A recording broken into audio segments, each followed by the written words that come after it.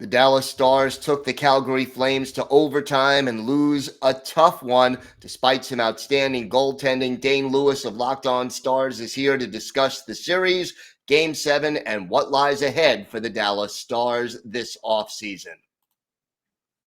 You're Locked On NHL, your daily podcast on the National Hockey League. Part of the Locked On Podcast Network, your team every day.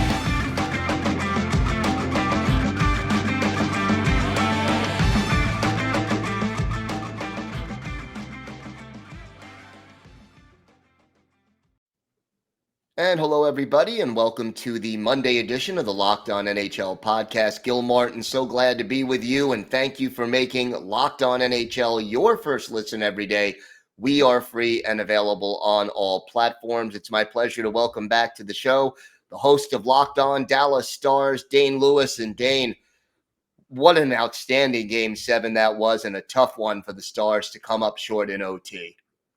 Yeah, that's fun is the perfect word to describe the game that just transpired. I mean, as we're recording this, we're just a few minutes removed from that game, and it's a disappointing loss for the Dallas Stars. But I mean, you look at Jake Oettinger, and if you're a fan of this team, or even just someone who watches hockey casually, or just been watching the playoffs game by game, you have to have taken notice of Jake Oettinger and know that he is one of the best goalies in the league. I think there's been a debate around it all season. But after this playoff series, I think that there's no debate that he's got to be top 5 goalie in the NHL, and probably was maybe the best goalie in the first round of this playoffs. 62 saves in this game, and yet it wasn't quite enough, and Johnny Gaudreau ending it in OT. And I'll tell you, I give the Dallas Stars a lot of credit after watching that game. Oettinger, as you said, was spectacular. And here was a team that for the first 40 minutes, I mean, they were getting outshot so badly. And yet they hung in there. They kept coming back. They stayed positionally sound. They got the great goaltending, and they forced overtime. Yeah, and that's just kind of been the story of the Stars this season, getting outshot in a lot of situations and having their goalies bail them out, whether it was Jake Oettinger or Scott Wedgwood or Braden Holtby.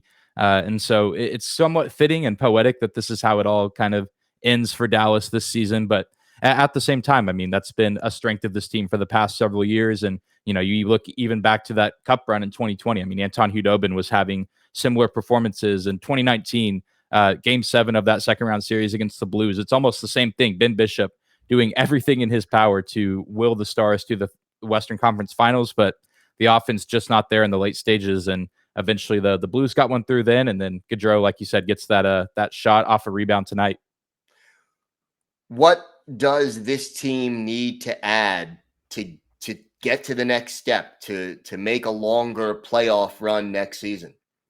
Yeah, I think the easy answer is they have to have more versatility on the offensive side of the ice. I mean, that's just been the story of this team this season, is the good goaltending and a really good top line, and then everything else was just kind of like, we don't know what we're getting on a night-to-night basis. And so I think that there's some guys at the prospect level that could make the lineup really interesting if the coaching staff and organization decide to move those guys up. And we'll of course see how that progresses as the offseason goes through and we get to training camp and preseason. But there's some really interesting prospects. And even in the draft, I think you have to potentially look and see what forward talent is going to be available in that mid to late first round.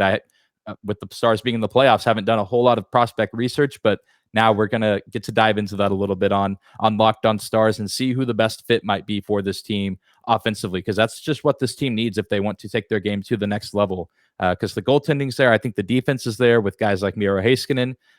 You just got to find guys that can provide some consistent scoring outside of that Pavelski, Hintz, Robertson line.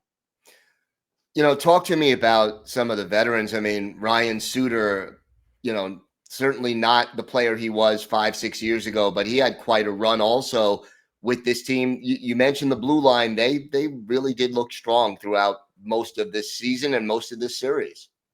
Yeah, absolutely. And I know there was certainly some lapses. I know there were a few goals, I believe in Game 4, that Ryan Suter just a little bit too slow. I mean, like you said, not the player he once was. And guys like Johnny Gaudreau can skate with just about anybody in this league. And so there's a little bit of age on that in that defensive core. I mean, even with guys like Joel Hanley and Andrej Sekera, who played a lot of games this year, And then even, John Klingberg, who's in his early 30s, Esa Lindell, kind of in that middle age area as well as far as NHL careers go. So I think there's a good balance of veteran, expertise, but also still some young, fiery, passionate guys like Yanni Hakanpää, who I think had a fantastic series for the Stars, and the aforementioned Miro Heiskanen as well. So I think defensively the Stars are going to be okay. Maybe you go out and try to add another defenseman, or maybe draft a defenseman.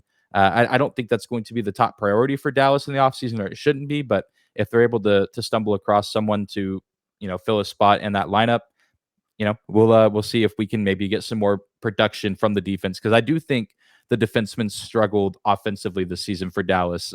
Really not till later in the season did we see John Klingberg kind of return to form, and even Miro Heiskanen. I think he only had 4 or 5 goals on the regular season, so we'll need to see if we can get the defensemen to be a little bit more productive on the offensive side of the ice.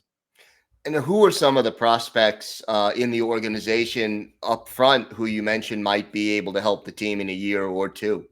Yeah, I think the biggest name right now is Maverick Bork. He was the first round pick for the Stars back in 2020, and he played some pretty substantial minutes in the preseason with the NHL club, and has spent the rest of his season playing in Canada. I'm forgetting now which team he plays for. It's a really long name, and it's hard for me to keep up with all the different leagues and organizations up there. But I know he's had a pretty good season, and then both 2021 first and second round picks for the Stars, Wyatt Johnston and Logan Stankoven, and have really good seasons in Canada as well with their junior clubs. And so you have guys like that, and you have some guys at the AHL level who did see some minutes with the Stars, guys like Riley Tufte, Riley Damiani, who played some pretty substantial roles this season, and some of those guys even scoring some goals that have kind of had quiet seasons at the AHL level, had to come up due to injury or guys getting benched. And so the future seems pretty bright. I don't know if we have the best prospect core in the NHL, but there's certainly some guys that could really come out and become future stars in this league.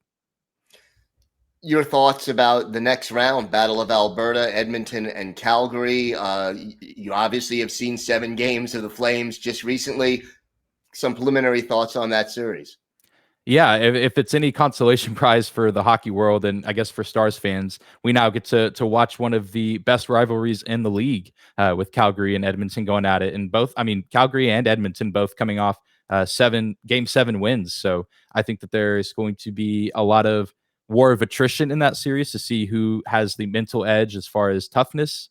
Obviously McDavid and Draisaitl and those guys want to prove that, they're not just good in the regular season. They want to take care of business in the postseason and try to bring, the Stanley Cup back to Edmonton. But at the same time, this Flames team has just kind of crowned themselves as world beaters since around the midpoint of this season, where they just took the league by storm and took that Pacific Division by storm. So I think we could potentially be in for another 7-game series with these two teams. And, if the Stars weren't going to go all the way, I did know, I was like, well, maybe we'll get the Battle of Alberta, and that'll, hopefully be entertaining enough that I can forget that my team lost in the first round. Yeah, should be an interesting offseason in Big D. I know you'll have it all covered for everybody on Locked On Stars. Dane, why don't you tell our viewers and our listeners where they could find the podcast and where they could find you on social media? Yeah, absolutely. We are on YouTube as well as all podcasting platforms. So Apple, Spotify, Google. And on YouTube, we are actually, I believe, 10 subscribers away from 300. So if you're listening and like Dallas Stars hockey, be sure to go drop a subscription over on YouTube. It's just Locked On Stars. And then you can find myself on Twitter, just at Dane2_Lewis. And then our show can be found on Twitter as well, just at Locked On Stars. All right. Dane Lewis, thanks so much for joining us today. Of course, Gil. Always a pleasure. Today's episode is brought to you by Built Bar. Imagine dipping your finger into that plastic tub of birthday cake frosting and then opening your eyes and realizing it was only 150 calories but packed 16 grams of protein. That's what it's like to eat a birthday cake puff from Built. I just received my birthday cake puffs, and I have never had anything like this before. They're available right now, but we can't promise that they'll be there tomorrow. So get them today at Built.com.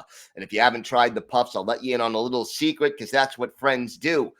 A chocolate-covered marshmallow protein bar. Yeah, you heard me. Delicious flavored marshmallow covered in 100% real chocolate. Make every day your birthday with Built's birthday cake puffs. Built has taken the delicious experience of biting into a fresh slice of birthday cake, enrobed it in 100% white chocolate, and added sprinkles. With 150 calories, 16 grams of protein, and only 9 grams of sugar, this limited time flavor is an amazing option if you're looking for a healthy way to get flavor and variety in your day. Go to Built.com and get birthday cake puffs now. Go to Built.com, use promo code LOCKED15. You'll get 15% off your order. Again, that's promo code LOCKED15 for 15% off at Built.com.